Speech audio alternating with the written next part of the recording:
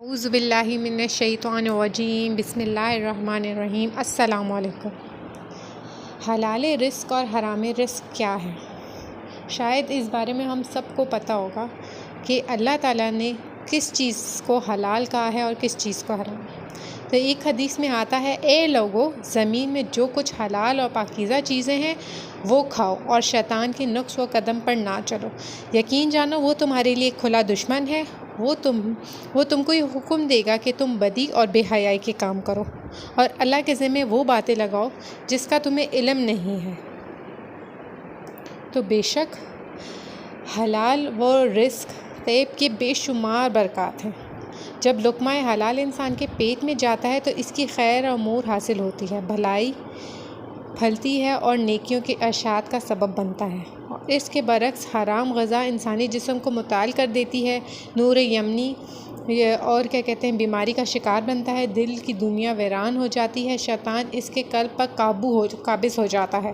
फिर ऐसा शख्स माशरे के लिए मोज़ी जानवर बन जाता है जिसके मुँह को हराम की लत लग जाती है। इससे भला खैर कैसे और क्यों अंजाम कर पाएगा? हलाल व हराम का ये खुला फ़र्क इस हदीस का असरअंदाज होता है और तबीयत व पाकीज़गी की कमाई को मद्देनज़र रखते हुए जान ले कि हलाल और हराम क्या है, जबकि हराम वो गज़ब और वो गुनाह है जिससे अल्लाह ताला ने मना फरमाया है। अल्लाह के यहाँ मर्द वो मुतहर ठहराता है। इसी बात को कई हदीस मुबारक में वज़ाहत बयान भी कर चुका है।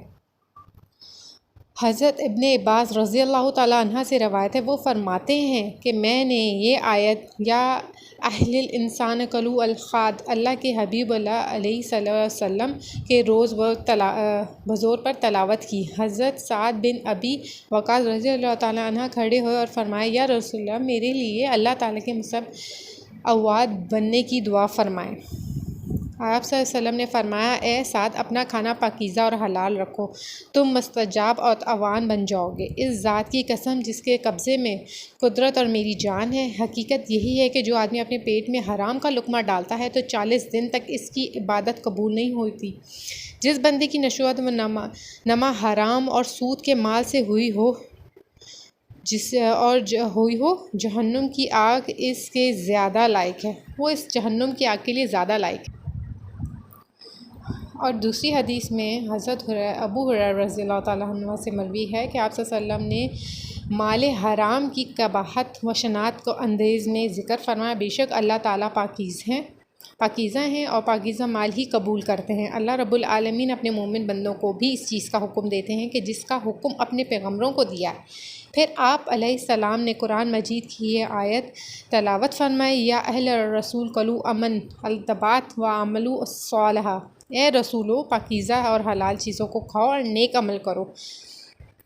तो बेशक ए अहले ईमान, जो रिज़्क़ हमने तुम्हें दिया है इसमें पाकीज़ा अशिया को तलाश करो और पाकीज़ा ही खाओ। इसके बाद जनाब रसूल सल्लल्लाहु अलैहि वसल्लम ने एक आदमी का तस्करा करते हुए फरमाया, वो लंबे सफ़र में पुरगंदा हाल व ग़बार आलूदा होता है और वो आसमान की तरफ हाथ उठाकर दुआ मांगते हैं कि कहते हैं, या अल्लाह, ए मेरे रब, जबकि हकीक हाल ये है कि इसका खाना, पहनना और ओढ़ना सब हराम है और हराम की ग़ज़ा इसे मिल रही हो, सो इसकी हालत में इसकी दुआएं कैसे कबूल हो सकती हैं? इसका मतलब कि वो इंसान जो क्या कहते हैं सफ़र में था और बहुत ही मुश्किल में था, लेकिन वो किस चीज़ से जुड़ा था? अपने हलाल रिस्क से, अपने हराम रिस्क से, अपने हराम कामों से। तो बेशक जो हराम के काम करता है और हराम की राह पर चलता है, अल्लाह की राह में उसकी कोई जगह नहीं है।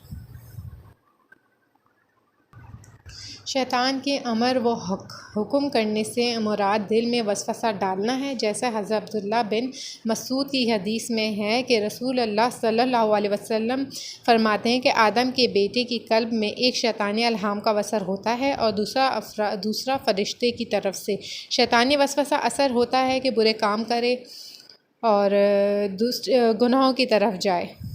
मसले सामने आते हैं और हक़ को झुटलाने की राहें खुलती जाती हैं। फ़रिश्ता असर ये होता है कि खैर और नेकी पर इनाम व फ़लाह का वादा करता है और हक़ की तस्दीक पर क़ल्ब मुतमईन होता है।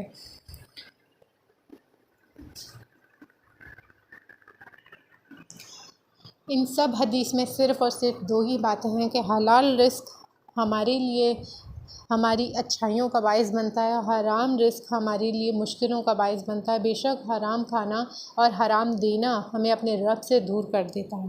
बेशक अल्लाह हिदायत देने वाला है और मुश्किलें आसान करने वाला है। जज़ाकल्लाह।